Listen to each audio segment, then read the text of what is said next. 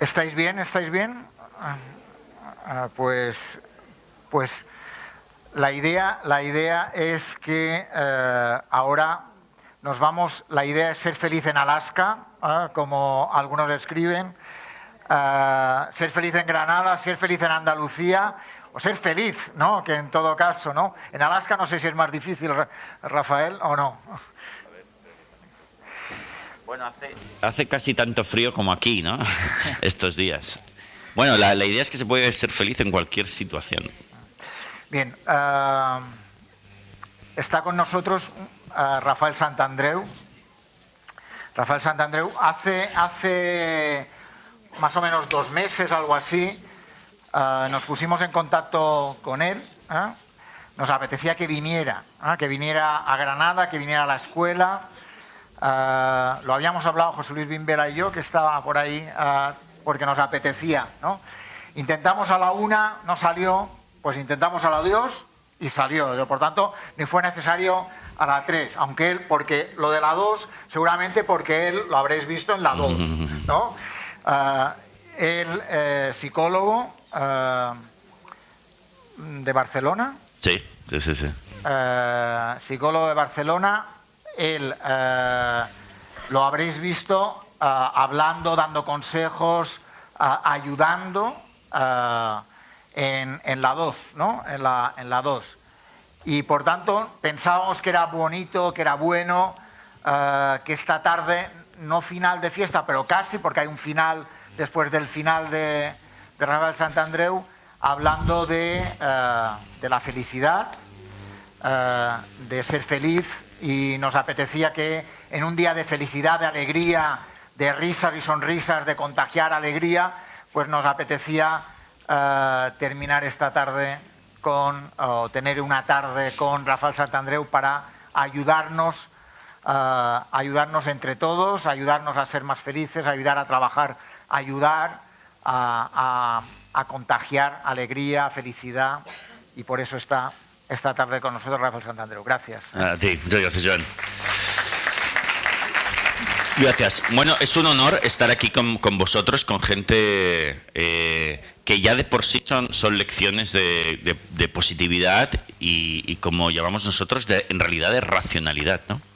Entonces, permitidme que os hable un poco de lo que la experiencia de la psicología, la psicología cognitiva, que es la que yo practico, o la psicología del pensamiento, nos ha enseñado acerca del estado de ánimo y de cómo ser más fuertes. Esto es lo que en realidad nosotros intentamos explorar, ¿no? Cómo ser más fuertes a nivel emocional, cómo ser más fuertes, que es lo mismo que cómo ser más felices, ¿no? Entonces, os voy a dar 4 pinceladas de los recursos que nos enseña la psicología cognitiva para conseguir eso, ¿no? Sobre todo frente a la adversidad, ¿no? Y permitidme primero que os explique así por encima qué es la psicología cognitiva y luego entraremos, si queréis, en el ámbito especial de cuando uno está enfermo, ¿no? ¿Cuál es la actitud o cuál hemos visto que es la mejor actitud que podemos tener ante la enfermedad? Esa cosa que, como os he comentado antes, nos pasará a todos a lo largo de nuestra vida, seguramente, ¿no? Tarde o temprano todos estaremos enfermos e incluso gravemente enfermos, ¿no? Es algo de lo que no tenemos que extrañarnos, porque el ser humano es así, la vida es así, ¿no? Entonces, fijaos, empecemos a hablar de lo que es la psicología cognitiva. La psicología cognitiva, que significa en realidad psicología del pensamiento, se basa en una premisa que es muy fuerte, que es una cosa muy explosiva, que es la certeza de que los seres humanos nos causamos las emociones nosotros mismos a través de nuestros pensamientos. O sea, las emociones, casi todas las emociones, prácticamente todas, proceden de nuestros pensamientos. Y esto, que acabo de decir ahora, es una cosa muy explosiva, como decía, por 2 razones. Una, primero, porque es la clave de la fortaleza o la debilidad emocional, y porque no nos damos cuenta de ello, ¿no? Y es un error que suele cometer el ser humano un poco de fábrica, que no nos damos cuenta de que las emociones no suceden por lo que nos sucede. Y esto Ya lo dijo el filósofo Epicteto en el siglo I de nuestra era. Vivía en Roma. Fijaos que Epicteto fue esclavo, nació esclavo, y fue esclavo buena parte de su vida. Y él ya dijo lo que es la piedra de la psicología cognitiva, la piedra fundacional, que es que no nos afecta lo que nos sucede, sino lo que nos decimos acerca de lo que nos sucede. Fijaos que esto se traduce en lo siguiente, por ejemplo, yo oigo que muchas veces hay gente que dice, por ejemplo, es que Pepe me pone de los nervios. Yo siempre que oigo esto les digo, no es verdad. Y me dicen, ¿cómo que no? Digo, no, lo que sucede es que Pepe hace algo, yo luego me digo, esto es intolerable, y ahora me pongo de los nervios. Es decir, Pepe no es quien te causa la emoción, es lo que tú te dices. ¿Quieres pruebas de que esto es así? Pues que a Pepe, a gente diferente, le suscita una emoción diferente. No es de cajón que Pepe pone de los nervios. Fijaos, todo pasa por nuestro cerebro, por nuestra mente, y la interpretación que le damos es lo que en realidad nos afecta. Aquí está la clave. Fijaos que nosotros, si alguien, uno de vosotros se levanta, o yo voy a uno de vosotros y os doy una patada, generalmente eso os indignará. Pero sin embargo, si estáis en el gimnasio haciendo ejercicios de fitness o no sé qué, y entonces el ejercicio se trata de darse una patada en el culo el uno al otro, diréis, ostras, qué bien que me va, me activa la circulación. Y fijaos que es el mismo suceso. Lo que pasa es que la interpretación que yo hago de la cosa, del suceso, es lo que me va a suscitar una y otra emoción. Entonces fijaos que esto en realidad es muy fuerte, porque significa que nosotros tenemos la llave de nuestro estado emocional en cada momento. ¿Y cómo es? A través de nuestro pensamiento, de lo que nos decimos a nosotros mismos, en cada momento. Y si nosotros aprendemos a manejar este diálogo interno, aprenderemos a manejar nuestro mundo emocional de una manera brutal. Es algo que yo he comprobado a lo largo de los años en mi vida personal y también en mi consulta, logrando que personas cambien de una manera radical, en un momento de carácter incluso, en un momento dado de su vida, a través de cambiar su diálogo interno. Yo en mi último libro, por ejemplo, explico, como ejemplo radical de esto, el fenómeno de los mártires cristianos, ¿no? A mí me gusta mucho la historia, leo libros, revistas de historia, y desde hacía tiempo había leído que eso que hemos visto en las pelis, ¿no? Lo habréis visto todos, ¿no? Que en la época de los romanos, ¿no? Se produjeron persecuciones de los cristianos, ¿no? El cristianismo era una religión perseguida y el castigo, cuando los encontraban y tal, era llevarlos, había muchos castigos, pero uno de ellos era llevarlos al circo romano para que se lo comiesen las fieras en plan espectáculo. Eso sucedió de verdad. La primera persecución de los cristianos ocurrió en el año 61, en la época de Nerón. Totalmente cierto. Y lo que es para mí, desde un punto de vista psicológico, un fenómeno alucinante, fue cómo los cristianos de aquella primera época, que eran cristianos súper auténticos, que creían mucho en el mensaje que acababan de adoptar, cómo se enfrentaron a aquello.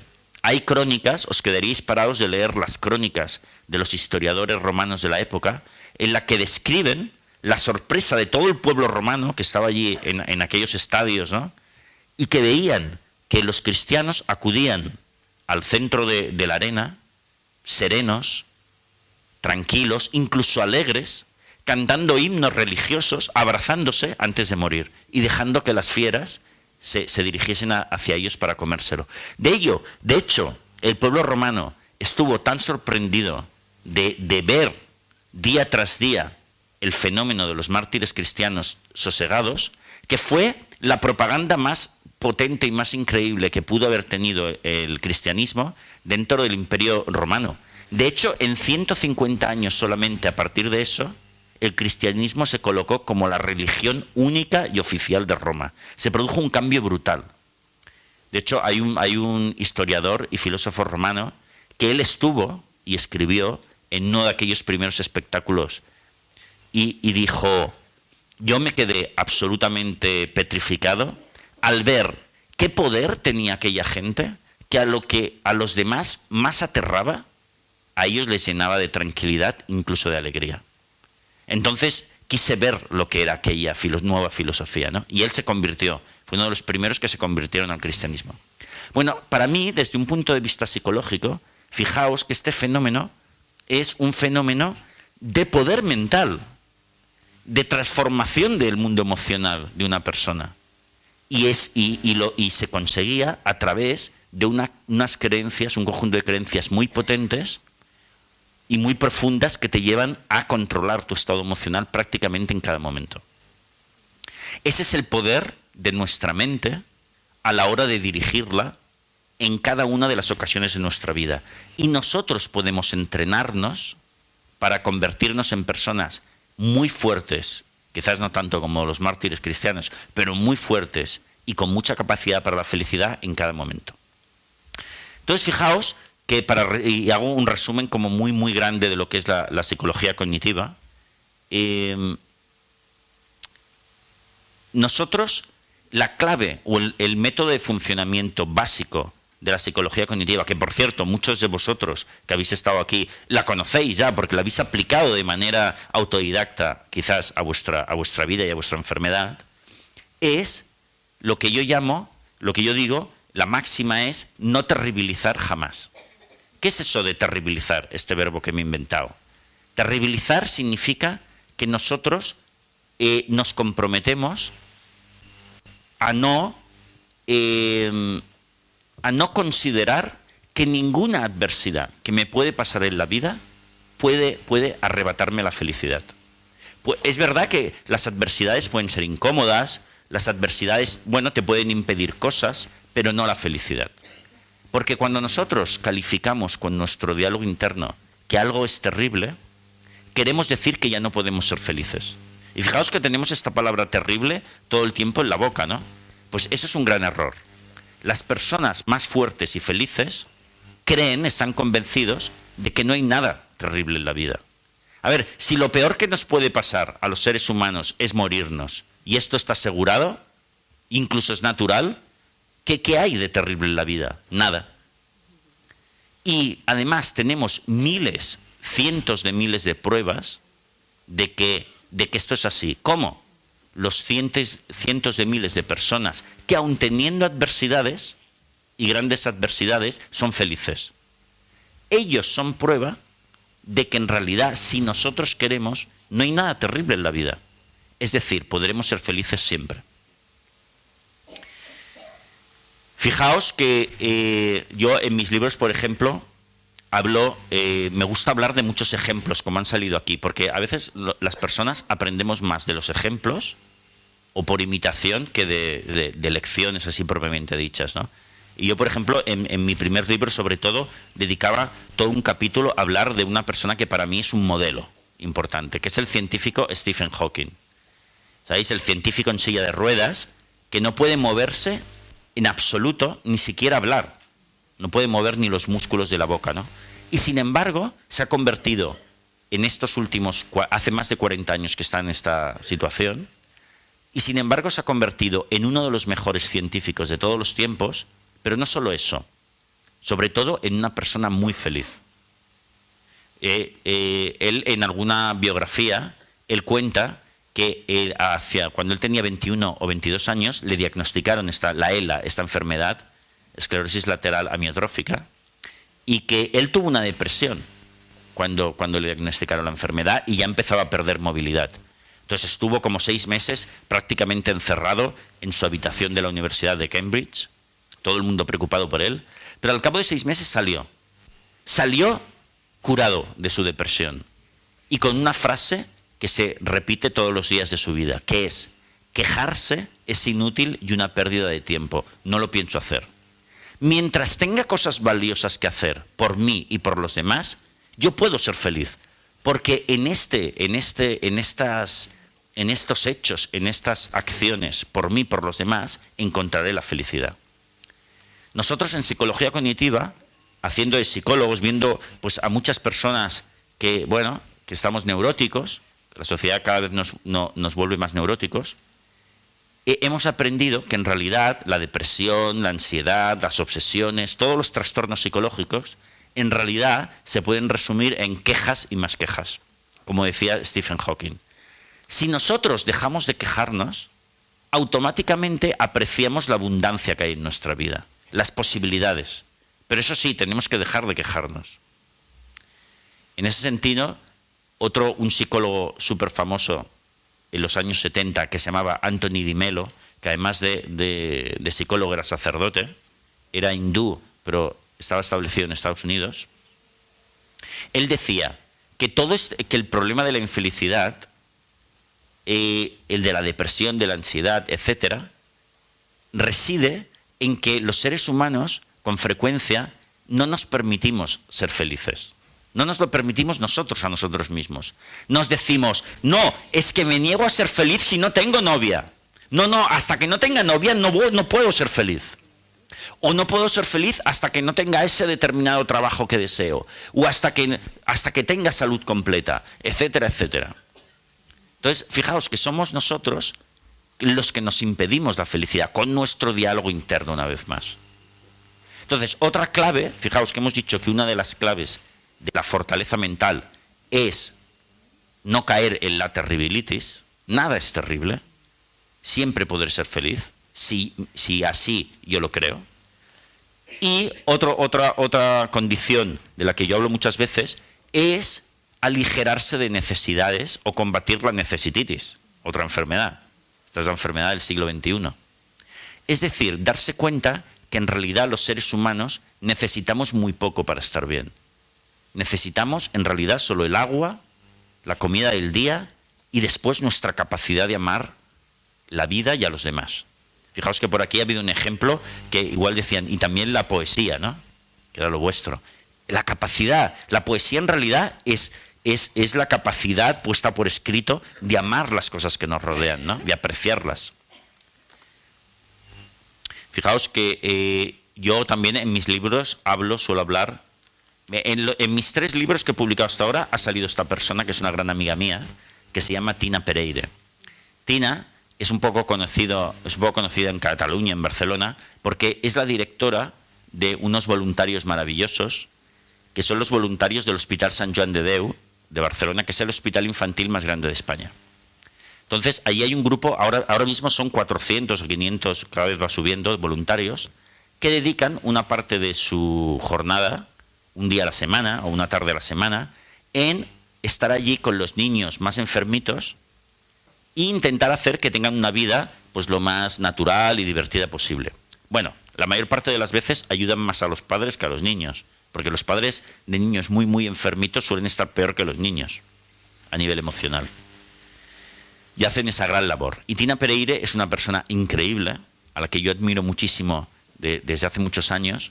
Ella tiene una gran fortaleza emocional, es una de las personas más alegres que transpiran felicidad que yo he conocido.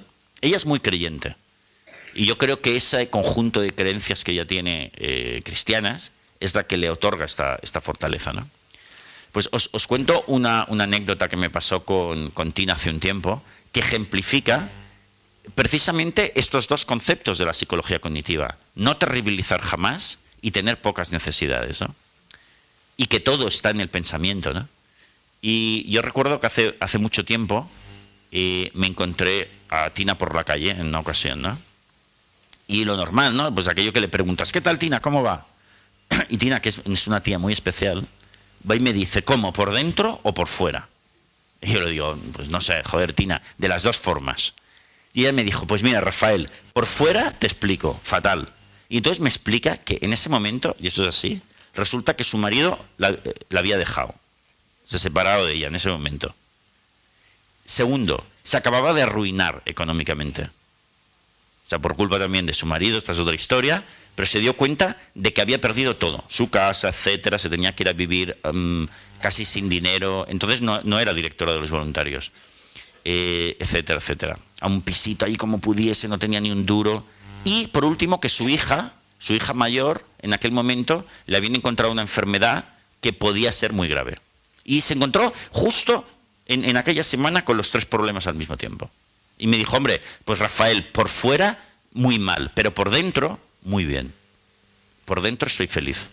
Y Tina es así, no es una broma, no era un juego de palabras. Tina sabe que los problemas no tienen por qué determinar tu felicidad. Las adversidades son cosas que suceden. Pero si nosotros tenemos una filosofía de vida, una estructura mental de no terribilizar jamás y de tener pocas necesidades, bueno, tenemos esos problemas, pero no nos quita la felicidad. Están ahí, intentaremos resolverlos, pero si no los resolviésemos jamás, seguiríamos siendo felices. Esto es súper importante en psicología cognitiva, no terribilizar jamás. Y aplicado al tema de la enfermedad, que es el que nos ocupa aquí, fijaos que en psicología también es un tema que tratamos muchísimo, ¿no? Frecuentemente, aparte de gente pues, que tienen neurosis, ¿no? Que, por cierto, algo que tenemos todos cada vez más, pues también llega mucha gente a verte a la consulta con una gran enfermedad, ¿no? Es algo que he tenido yo muchas veces, ¿no?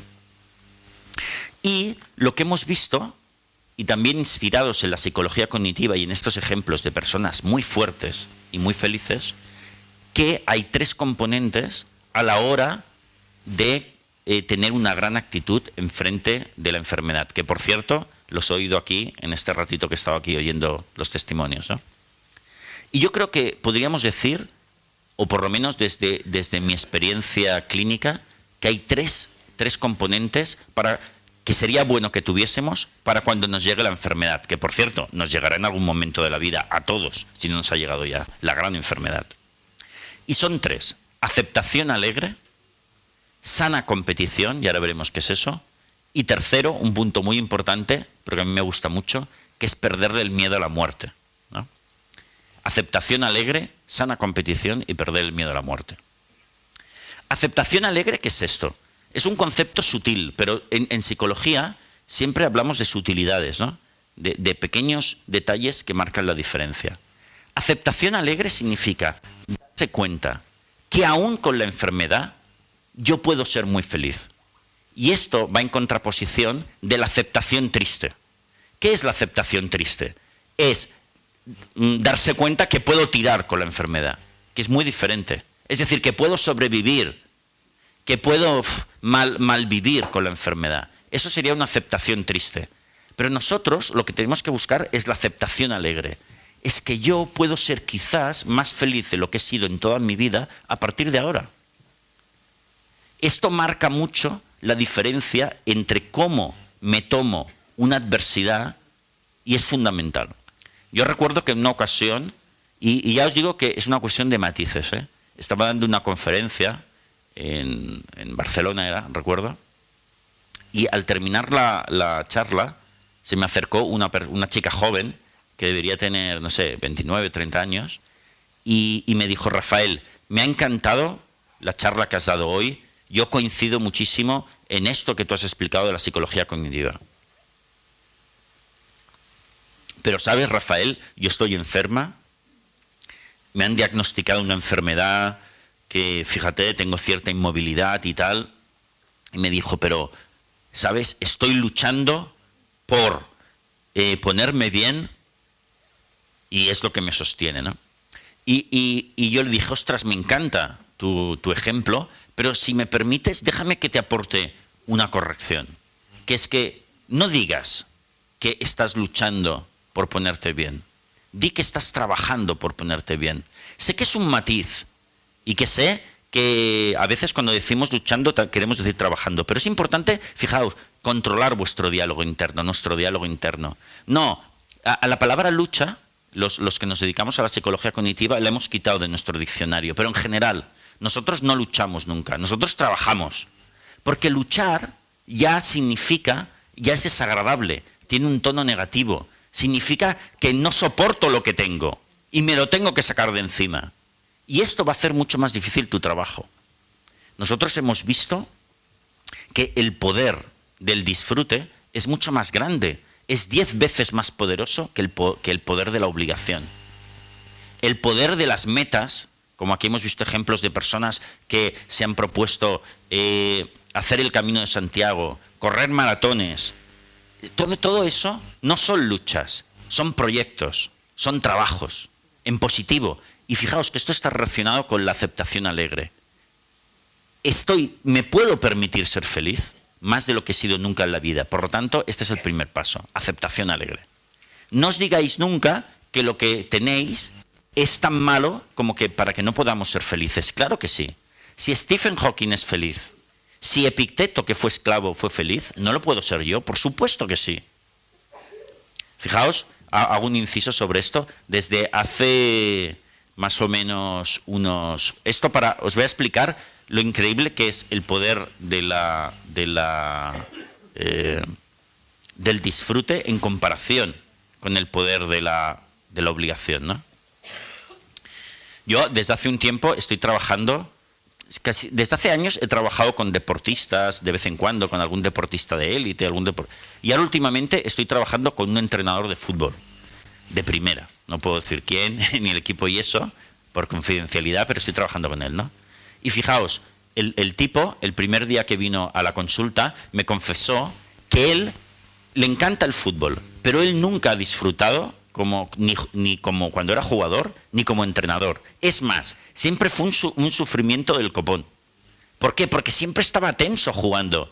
Era delantero y siempre estaba con la tensión y la obligación de tener que marcar goles. Y estaba un poco hasta las pelotas de eso, ¿no? Entonces vino a verme, ¿no?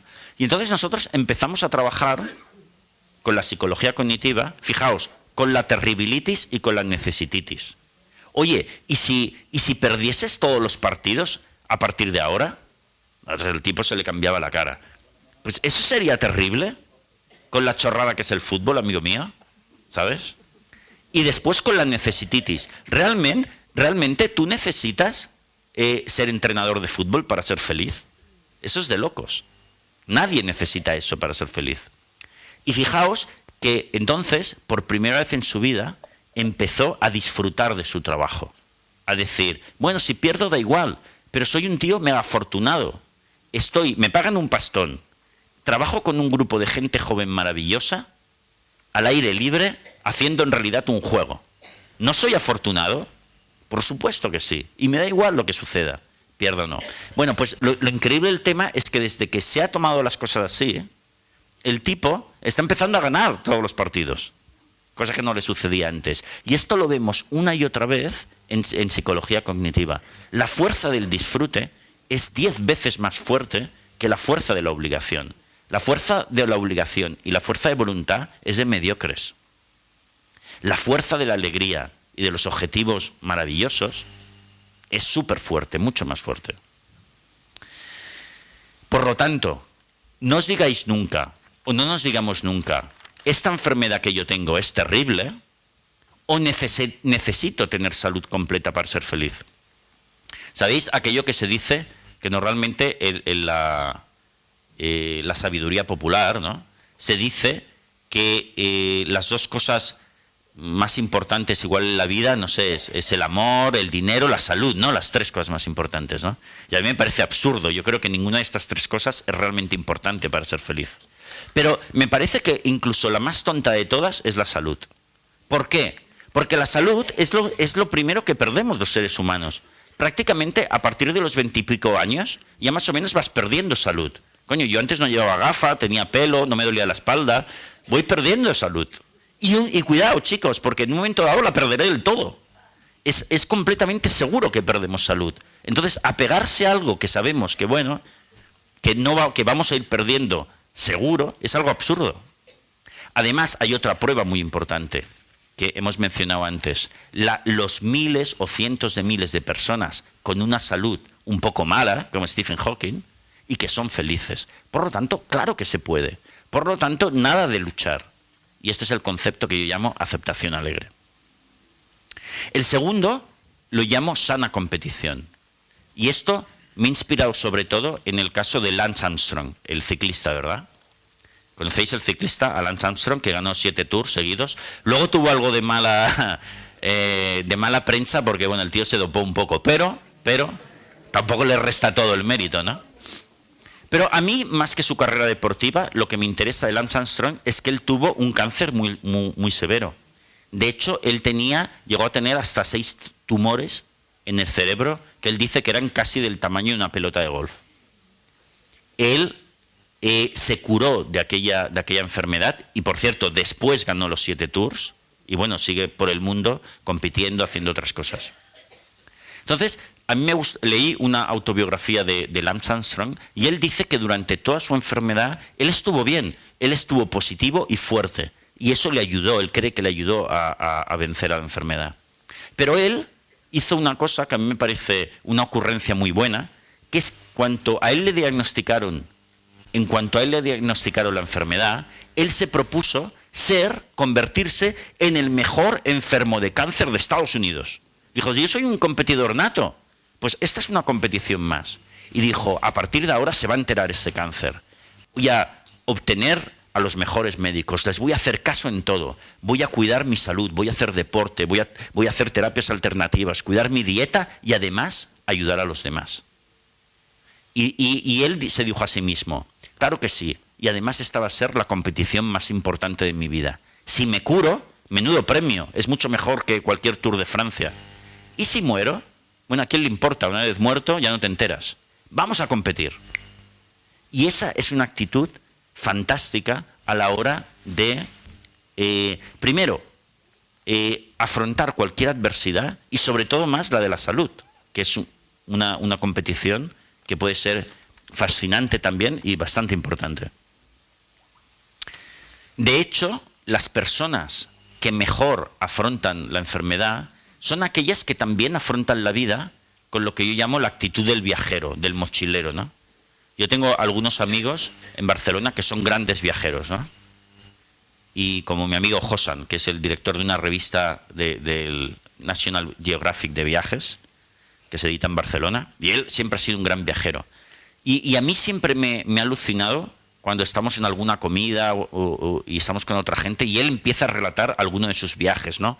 Como por ejemplo cuando estuvo en Nepal, le robaron el pasaporte, intentó pasar una frontera, le pillaron, le metieron 3 días en la prisión, hizo allí unos cuantos amigos, después salió sin dinero y cómo se las arregló para obtener algo y poder salir del país.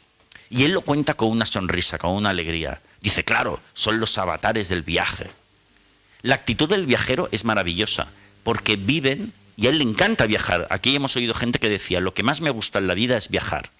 Fíjate, cuando viajamos, vamos ligeros de equipaje, y cada cosa que nos sucede es una aventura, es una oportunidad para aprender, es una oportunidad para competir con nosotros mismos, para tener grandes aventuras. Y las personas que afrontan la enfermedad de la mejor manera posible, la enfermedad es uno de esos avatares de la vida. Pero no tiene por qué ser algo específicamente súper malo. Es algo de lo que podemos aprender, es algo que podemos compartir, es algo de lo que podemos competir incluso, ¿no? Por lo tanto, hemos hablado de las tres, digamos que los 3 componentes actitudinales frente a la enfermedad. La aceptación alegre, en contraposición de la aceptación triste. La sana competición. Cada uno de nosotros, cuando estemos enfermos, podemos proponernos ser los mejores enfermos de determinada enfermedad de España, y por qué no de Europa. Y tercero, perder el miedo a la muerte. Os cuento una anécdota. Bueno, yo suelo decir una cosa muy bestia, que cuando lo digo en no sé, medios de comunicación, la gente se espanta. Lo entiendo. Pero yo suelo decir, quizás algunos de vosotros aquí estéis más de acuerdo conmigo que en otros foros. Yo suelo decir que la muerte, vivimos en una sociedad que le tiene como mucha fobia a la muerte, mucho rechazo a la muerte. No se puede hablar de la muerte. Si hablas de la muerte propia de lo que en chat te dicen, no hables de eso, no hables de eso. ¿Pero por qué no? Si no hay un hecho más natural que la muerte. Y le tenemos como demasiado miedo, estamos de espalda a la muerte. Y hemos de perderle el miedo a la muerte, porque hasta que no le perdamos el miedo a la muerte, no viviremos de manera plenamente libre. Y fijaos que a mí me gusta decir que la muerte, primero, es necesaria. Segundo, que es buena. Y tercero, que es bonita, es hermosa. Y esto, alguno dirá, bueno, eso es un poco bestia, ¿no? No, pero lo creo sinceramente. Primero, la muerte es necesaria. ¿Cómo que no? Fijaos que si los seres humanos, por lo que sea, dejásemos de morirnos inmediatamente, tendríamos un problema mañana mismo. El primero es que no cabríamos sobre la Tierra. Menudo follón. Tenemos que morirnos, joder. La muerte es necesaria. Todos los seres vivos se mueren, incluso los seres no vivos, si llega un momento que implosionan, que desaparecen también, como las galaxias. Por lo tanto, la muerte es necesaria. Y hemos dicho también que la muerte es buena. Claro, imaginaos también que si no nos fuésemos a morir nunca, ¡qué peñazo! Porque la vida sería demasiado larga, colegas. Además, la responsabilidad sería demasiado. Imaginaos mantener, por ejemplo, no sé, este edificio para toda la eternidad. ¡Ostras, qué follón! Habría que hacer unos pilares increíbles, sería muy difícil todo. El hecho de que nosotros nos vamos a morir dentro de nada, porque la vida pasa muy rápido, también es un alivio. Porque ¿para qué preocuparse de tantas cosas? Colegas, si esto se acaba. Tranquilidad. Por lo tanto, la muerte es buena también. Le pone límites a la vida y nos hace vivir con más pasión y con más despreocupación, si es que estamos conscientes de que dentro de nada vamos a morir. Dicen que, os pongo otro ejemplo, venido del cristianismo. Yo no soy especialmente católico ni nada, pero bueno, en nuestra cultura tenemos estos ejemplos, ¿no? Que yo creo que es bueno recuperar. Yo estudié en los salesianos, en una escuela de salesianos de Barcelona, y recuerdo que ya de pequeño me contaron la siguiente historia. Resulta que el fundador de esa orden se llamaba Don Juan Bosco, que es uno de los San Juan Bosco, que es uno de los últimos santos que ha habido en el siglo XX, ¿no? Y él de repente fundó una orden de escuelas salesianas por todo el mundo, ¿no? Que creció súper rápido, ¿no? Y dicen que una vez le preguntaron a San Juan Bosco: oiga, usted, que es como el presidente de todas estas escuelas que hay por todo el mundo, y se le ve siempre tan relajado y tan alegre, ¿cómo lo hace? Porque usted tiene muchas responsabilidades. Y él dijo: es que tengo un truco. Cada noche cuando me voy a dormir, antes de ponerme a dormir, pienso en mi propia muerte, que dentro de poco estaré muerto. ¿Y tú? Entonces se me quitan todos los miedos. Yo creo que es un gran truco. Porque si te das cuenta de que te vas a morir dentro de nada, oye, ¿qué importa que te hayan cobrado tanto en la factura de Telefónica además? O es para coger un cabreo increíble. ¿Es tan importante que tu compañero de trabajo te haya dicho algo desagradable hoy? ¿Es tan importante esto que nos creemos que es? Pues ya no. Por lo tanto, la muerte es necesaria, la muerte es buena. La muerte nos ayuda a vivir mejor. Y por último, la muerte es hermosa. Y entonces, esto es lo más difícil, ¿no? Que digo, joder, hermosa te has pasado, ¿no? Pero yo creo que sí. Porque yo cada año me voy volviendo cada vez más y más ecológico. A mí también me encanta el senderismo. Entre mis pasiones está estar en la montaña, como las cabras también. Y también cada vez más tengo una conciencia más ecológica de la vida, ¿no? Me gusta más la lluvia, me gustan más los lagos, las montañas, los animales en estado salvaje. Me gustan los nacimientos y me gusta la muerte, porque me gustan todos los hechos naturales. Todo. Yo creo que vivimos como separados de lo natural, y eso es malo para el ser humano, porque nosotros estamos hechos para la naturaleza. De manera natural nos gusta el sonido del viento sobre las copas de los árboles. De manera natural nos gusta el sonido del mar, los colores de la naturaleza. Y si nosotros sintonizamos otra vez con la naturaleza, recuperamos gran parte de nuestro bienestar y de nuestra armonía. Pero ello también implica ver con reverencia, aunque no lo entendamos, porque no entendemos un carajo los seres humanos de lo que pasa en el universo, pero ver con reverencia todos los fenómenos de la naturaleza. Yo desde hace tiempo, y esto es cierto, cuando voy a un funeral, siempre a las personas que hay allí, a mis amigos o quien sea, yo ya no doy el pésame.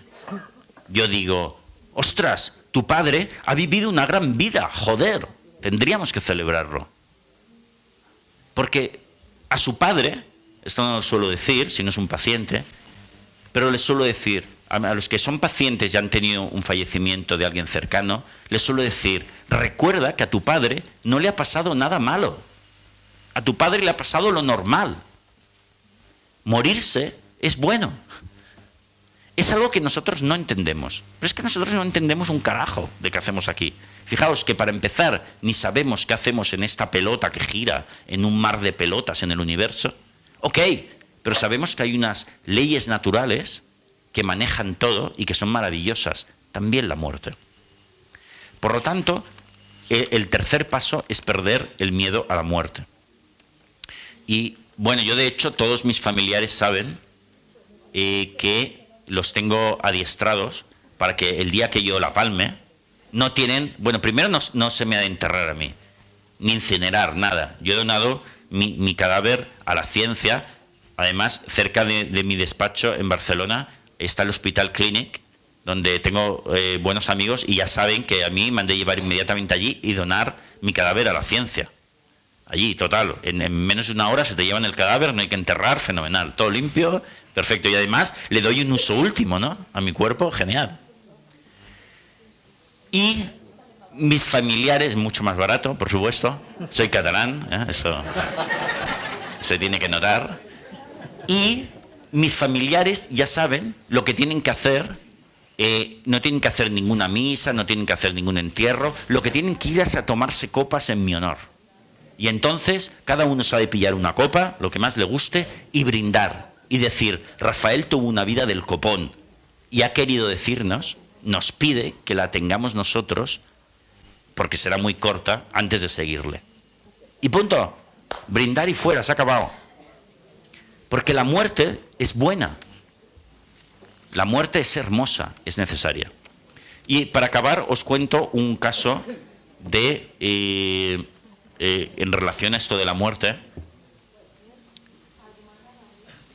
Pero antes vamos a repasar.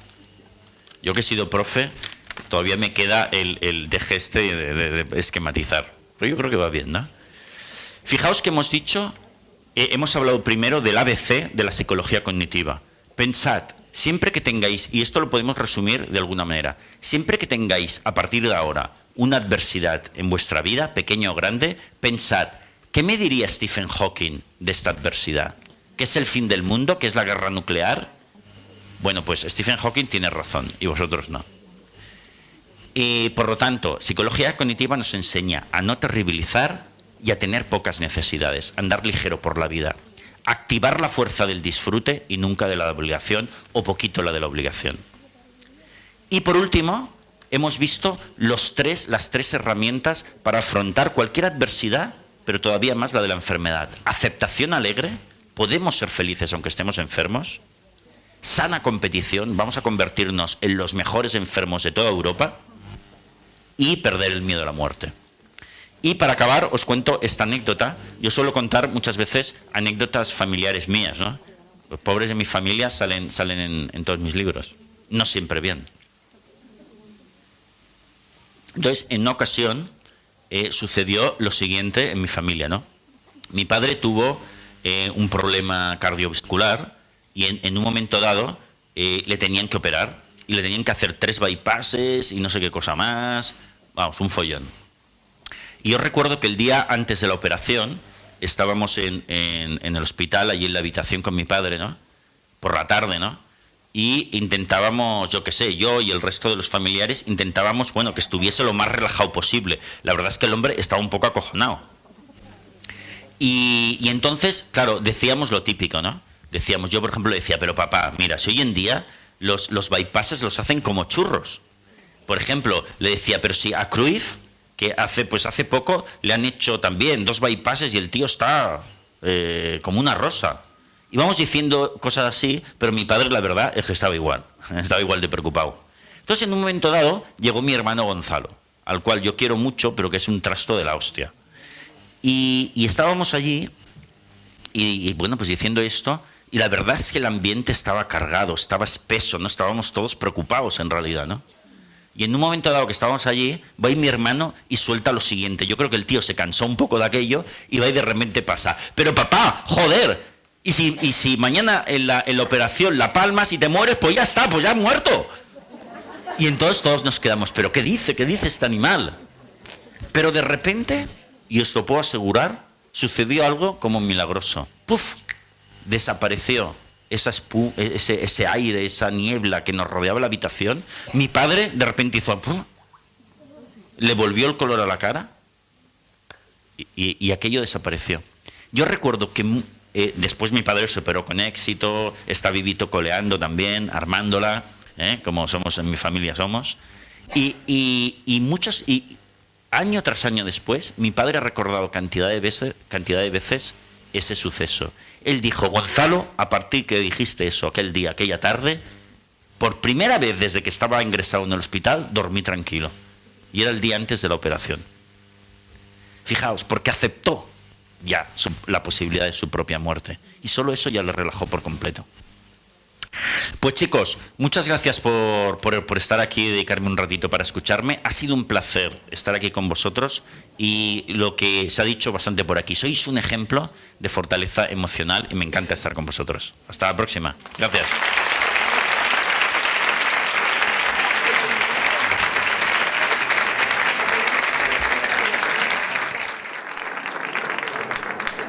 Muchas gracias, Rafael. ¿Alguien quiere hacer alguna pregunta que no sea terrible? Sí, o crítica, tenéis ahora un segundito. El debate es bueno. En el fondo, aquí a la derecha, algunas preguntas porque nos espera un cierre musical, o dos, y no miro a nadie, y no miro a nadie, ¿no? Ya ha habido tiempo, ¿no?, para ensayar y preparar la voz. Venga. Tenemos poco tiempo porque nos falta... Venga. Hola, buenas tardes. Yo soy Luis de Cádiz. Hola, Luis. Yo quisiera postillar con respecto al tema de la aceptación de la muerte, que en mi caso particular yo le tengo dicho a mi mujer que si me muero tiene muchas ventajas. La primera, la hipoteca se queda pagada, se queda con dinerito, con una pensión, y además no se tiene que preocupar porque un chofer me lleva en limusina a una casa y no se pierde. Muy bueno, sí señor. Un aplauso para él. Rafael, hola, soy Bea.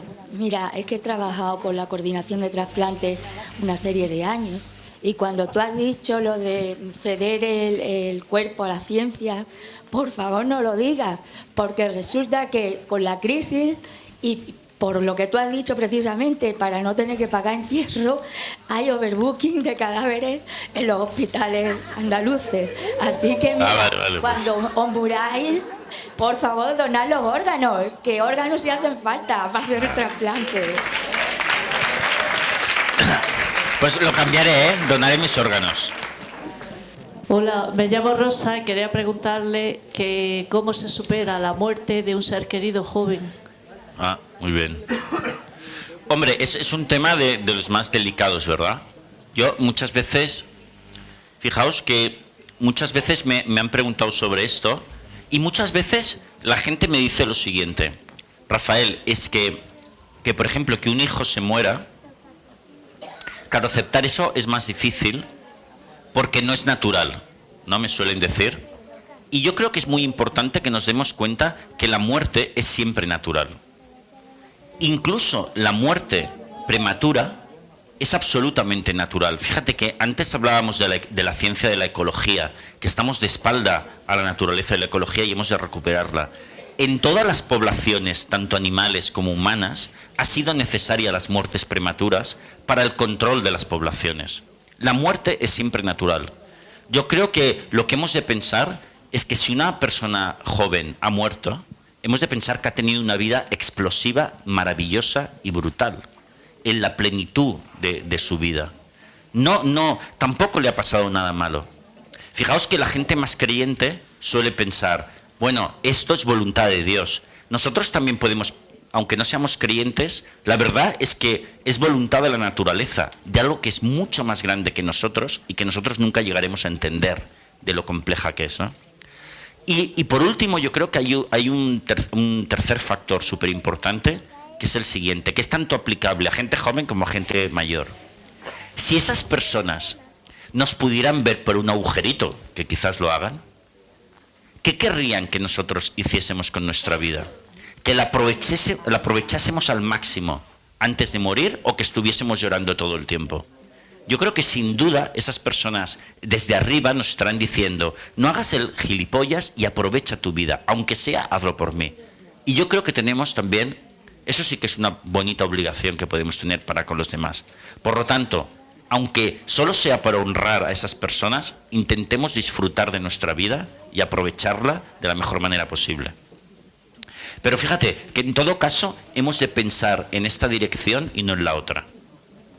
Puede costar más, puede costar menos, pero si nosotros, fijaos lo que hemos hablado en un principio, si entrenamos nuestra mente, nuestros pensamientos, nuestras emociones nos seguirán. Y no hemos de dejar de lado esa gran fuerza que nosotros tenemos dentro. Piensa que la gente que lleva mejor las muertes de seres queridos, incluso las de personas más jóvenes, es porque de una manera u otra usan sus pensamientos para sanar su mundo emocional. No lo dejes nunca de lado eso, ¿no? Buenas tardes, Rafael. Mira, yo cuando estaba hablando sobre la muerte, que es buena de alguna manera, aunque sí, las palabras son muy duras, yo eso me autoanalizo muchísimas veces y claro, digo, la muerte también es una liberación, porque si los que estamos pacientes, más que pacientes, tenemos una enfermedad grave, en ese momento del éxitus dejas de sufrir. Deja de sufrir el dolor, el pinchazo, la quimioterapia, etc. Es liberadora, eso por ahí. Lo segundo, también, a propósito de los duelos de familiares jóvenes, yo que he sido mamá de un chico con parálisis cerebral severa, tengo como grabado en la frente un comentario que me hizo un obstetra, que fue consejero de salud, Pedro Clavero, que fue nuestro delegado de salud hace tiempo, que llevó el embarazo de mi hija, o sea, la hermana de mi hijo primero, que es una niña sana. Cuando yo le dije que si me iba a dejar a término o programar una cesárea, dice, ya lo veremos. Digo, no vamos a ver nada. Digo, porque yo tengo un chico con parálisis cerebral y no quiero tener otro. Y creo que hice un comentario la enfermera, que ¿cuántos años vivían esos niños? Y recuerdo que él dijo, automáticamente dice, la naturaleza es muy sabia. Y esa es la palabra que yo tengo aquí. Es decir, por supuesto que yo me gustaría que mi hijo estuviera con nosotros, pero yo digo que la naturaleza ha sido muy sabia, porque como yo estoy en el meridiano de mi enfermedad, posiblemente, aunque yo me cuide, sea más que paciente, luche, tenga objetivos, escriba libros, exposiciones, etc., por naturaleza propia, mi enfermedad se va a ir agravando y llegaría un momento que mis cuidados no tendrían la calidad que tuvieron de aquí para atrás. Y yo digo, la naturaleza ha sido tan sabia que se lo ha llevado en plenitud de la vida, pero un niño, a pesar de su parálisis, feliz y viviendo a tope. Y mi marido me ponía este ejemplo. Es como si Juan Diego hubiera ido en un Ferrari, hubiera sido el campeón del mundo y al final se hubiera pegado la hostia. Pero ahora está ahí cuidándome, para que yo siga aquí estando en el club de pacientes. Estoy de acuerdo. Pues muchas gracias. Ya sabéis una cosa que nos ha contado, que hay que ir a entrenarse las cosas, hay que entrenarse para que las cosas nos salgan mejor, que las emociones fluyan mejor y por tanto hay que entrenar la mente, ¿no? Para que los pensamientos a la hora de trabajarlos no sean ni terribles, ¿no? Y que por tanto permitan una vida mucho mejor, ¿eh? Muchas gracias, Rafael, muchas gracias a todos.